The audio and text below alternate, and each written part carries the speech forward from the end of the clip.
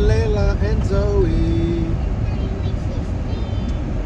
Today, Layla is in true form. She told Dan to shut up this morning.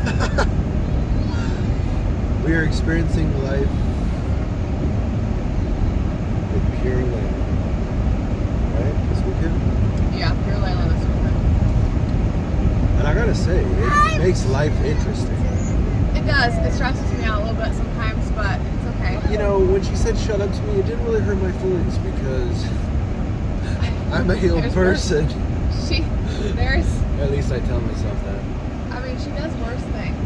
This is, just so they know, this is the most dangerous part Of our drive. Yeah, where you got like cars going 70 miles an hour and there's no stop light. Yeah. So we started to talk, and then I was like, oh wait, coffee chats with Dan and Jes. So, what were we saying? You said you went to like, what, 12 different places in your sleep last night? I said like 1,000. 1,000.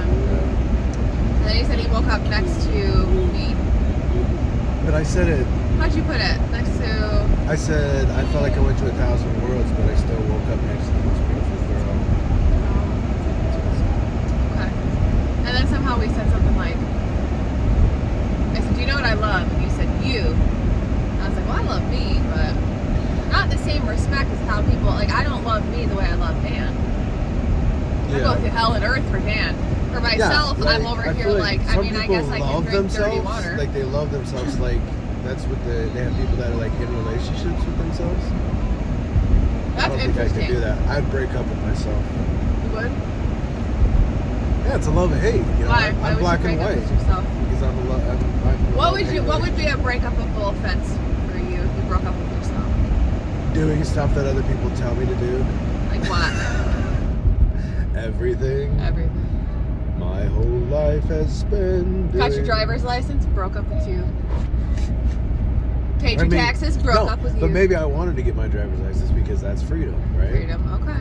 If you actually have a car. I mean, I was never, like, I'm pretty sure I got, like, I remember in high school. Didn't you say you guys drove your cars illegally in high school? Not illegally, babe. But my dad was really good at, we'd go to these salvage auctions, you know, where you'd find, like, vehicles that were, like, you know, damaged.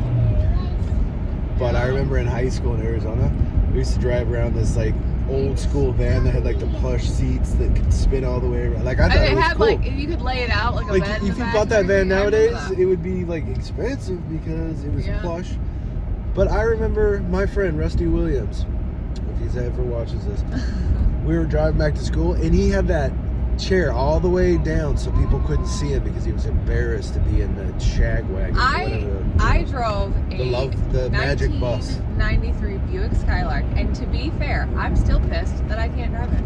I loved that car. Was it falling apart, breaking down? Did I pay for it twice? Yes, I did. But I liked it. And then I sold it for $300, which you get for scrap because it was a heavy car. Yeah. Sold it for that and moved on. I remember one of the vehicles that we drove, like the brakes were out. It was like this small little station wagon. The brakes were... He was driving a vehicle where the brakes were out. And we're in Utah, right? So we're coming down these big... Jeez, he's kind of coming up my side. Yeah, the big canyons. Anyway, so I had to time it so that I could use the parking brake to stop us before we got to the... We wonder where Dan's Strava comes from. He talks about this like it's just fine. That's why I rollerbladed that same hill. He's like, this is fine. I was driving a station wagon down these really steep canyons, and I had to time it so I could hit the parking brake. Like that's normal, right? Like I almost died every day. Well, a lot of people don't know that if your brakes don't work, you can use your parking brake slowly. I mean, at least in the old cars, right? I guess so.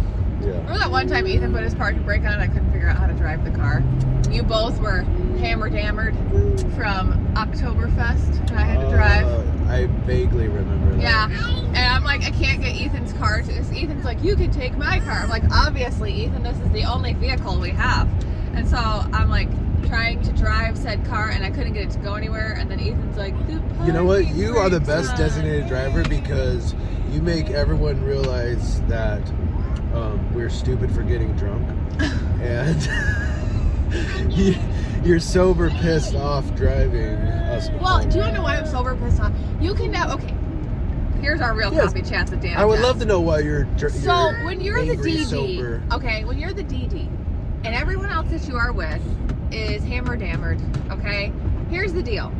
You guys can't just be hammered-dammered and mind your own business. You have to be like, I know. so beautiful.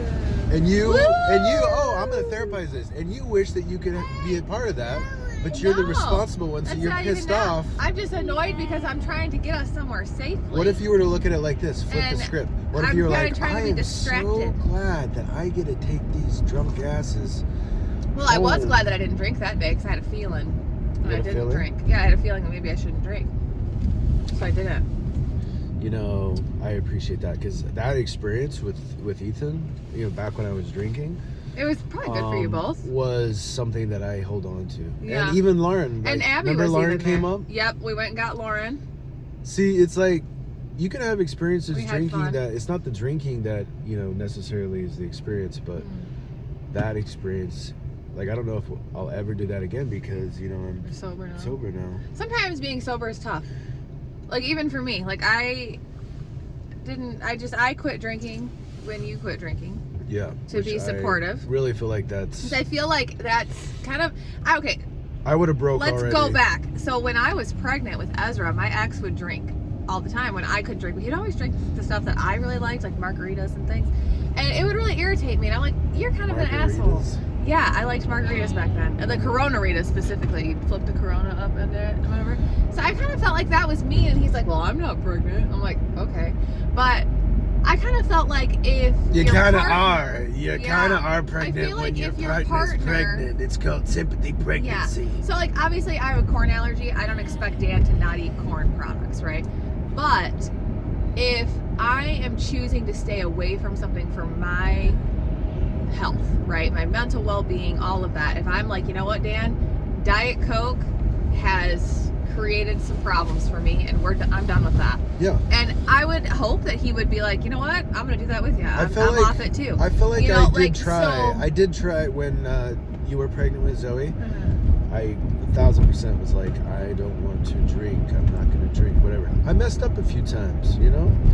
But my intention was good. Like, Yeah. I actually, because I understand that you sometimes do give up something for your partner to make it, you know? Right, I, and I've it's talked to easier therapists both way about, around. yeah, I had a therapist that talked about, I know my partner's triggers, and sometimes I choose, you know, to not do the things that would trigger them, not because I understand the trigger, but because it You puts love them them. into a, you know, You like, pick and choose, like, okay, this is not a great time. yeah, that's why I think borderline is very interesting because in a way, there's a lot of things that you can't control about your activation. Like, Right. You can't control when you're activated, but you have to learn you to can control the steps you need to take to pull try- yourself out. Yeah, and also I think for a lot of people that are black and white, borderline, you get into stages of activation, it's trying to pull yourself out, which during the activation is one of the hardest things you can do, right?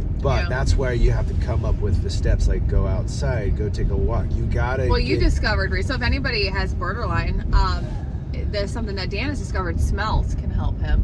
smells, So yeah. like the black walnut hull, the Oh, green yeah. one helps him start pulling I would himself love down. that- Kind of like that- what lavender does for some people who are like tired. Or But need see, to go to we tried sleep. so many different We did smells. try you a gotta lot of find things. You your have to smell. find For me, the it's right one. the husk of a black walnut.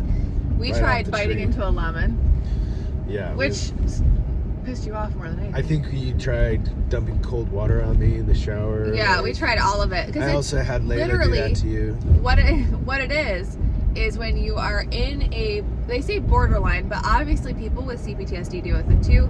Some of us just deal with it a little differently. Like for me, I have CPTSD and I struggle internally, and my activations can be like a low grade where I'm feeling in a panic place because I feel like something is about to happen, and that can happen for a couple of days, whereas your activations will last an hour or so unless you keep getting triggered through them. Yeah, and that's the thing But that what I've it learned is- is like absolutely the worst place for me is to be in a conversation during my activation. Yeah. Because even though I have been able to like control it, but it'll spike.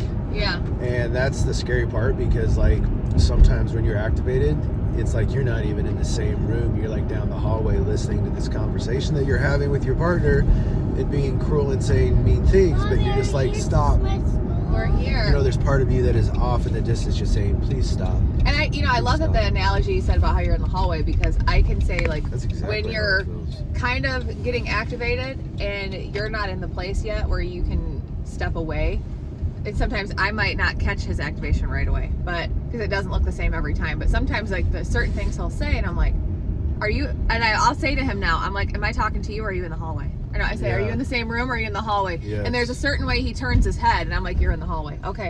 And I'll say, okay, and I Which just walk actually away. helps me. Because he realizes, now there are times he's like, nope, I'm right here. And I'm like, okay, so we're just having a conversation. I think understanding mental health, like your mental health, your partner's mental health, doesn't necessarily excuse behaviors, but it helps you guys be more successful, especially if you have trauma disorders. Because the last thing you need to do is to be in trouble for having a trauma disorder. Right. All right, we'll be Okay. back. But wait, we gotta Wait. get this on film. Oh, okay. So this is how we figure out who's taking Layla in. You ready? I knew it. You always go No, scissor ah. first. You always go scissor first. I I did figured not. it out. Okay, you ready? Why are you so good at paper rock scissors? Daddy's taking you in. Is that okay? Okay. All right. We'll be back after these Give me messages. the blue thing.